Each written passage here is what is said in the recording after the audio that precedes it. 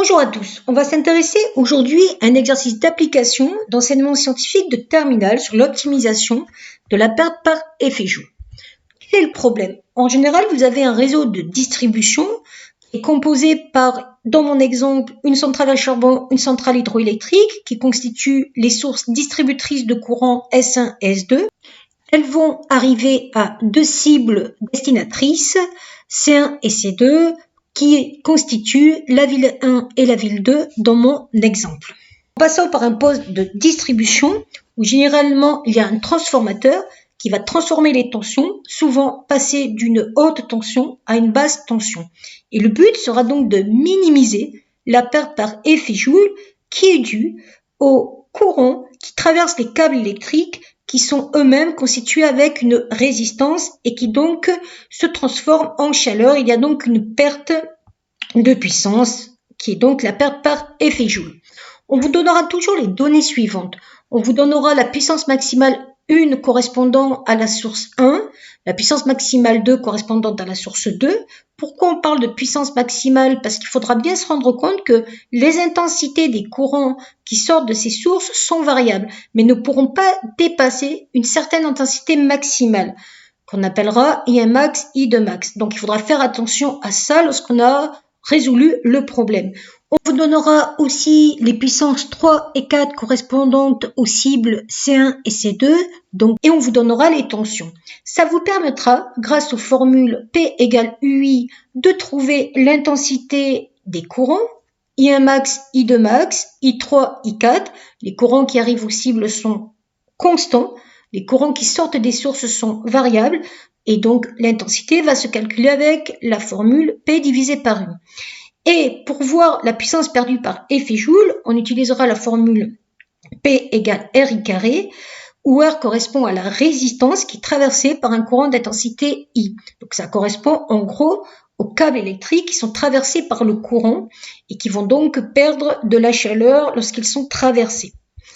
Donc, on reprend l'exemple. La première chose qu'on va vous demander dans un exercice comme ça, c'est de représenter par un graphe orienté ce réseau de distribution. À droite, il y a un graphe orienté. Comment il a été représenté?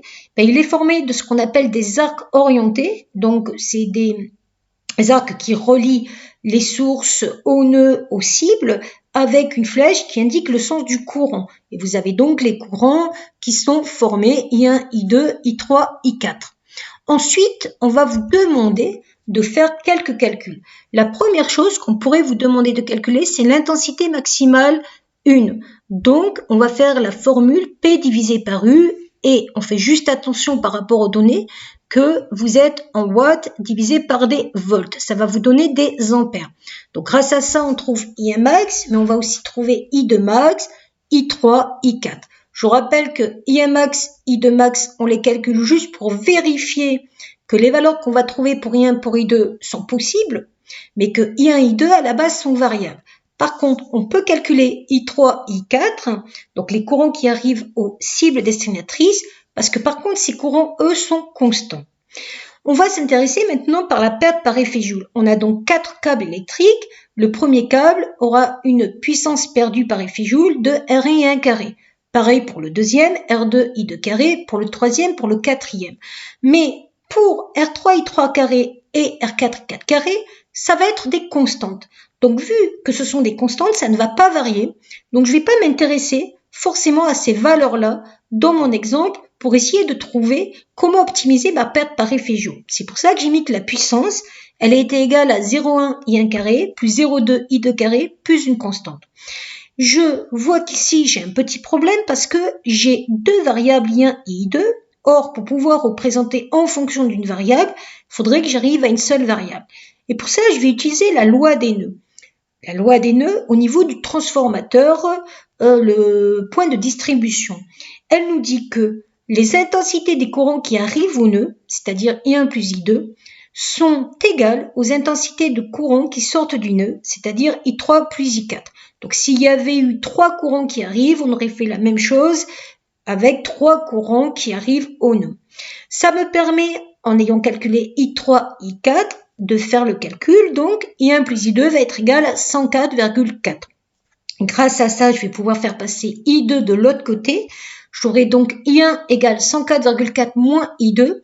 Je n'aurai plus qu'à remplacer dans la formule juste au-dessus avec la puissance P. Au lieu d'écrire 0,1 I1 carré, je vais remplacer le I1 par 104,4 moins I2.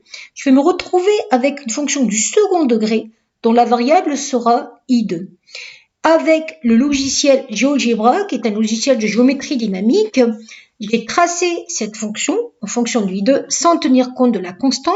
Je constate que la représentation graphique est une parabole avec un minimum. C'est normal. Parabole parce que fonction du second degré, minimum parce qu'on va minimiser la perte par effet Joule. Par lecture graphique, je peux voir que le minimum est atteint pour la valeur de l'intensité qui est égale à 34,8. On n'oublie pas que la variable c'était I2. Donc je peux dire que I2 fait à peu près 34,8 ampères. Je vais d'abord vérifier que cette valeur du I2 est bien inférieure à I2 max. C'est le cas, c'est bien inférieur à 57,7 ampères. Ce n'est pas fini, parce que maintenant je vais vérifier que ça marche aussi pour I1. On n'oublie pas que grâce à la loi des nœuds, on pouvait calculer I1 en disant que c'était 104,4 moins I2. Je remplace donc I2 par la valeur 34,8, je trouve 69,6. Or, c'est supérieur à 69,2 qui était la valeur de I1 max, donc ce n'est pas possible d'avoir ces deux valeurs. Donc pour minimiser cette perte par effet Joule, on ne pourra pas directement prendre les valeurs qu'on trouve en prenant le minimum de la fonction associée en fonction de I2. Voilà.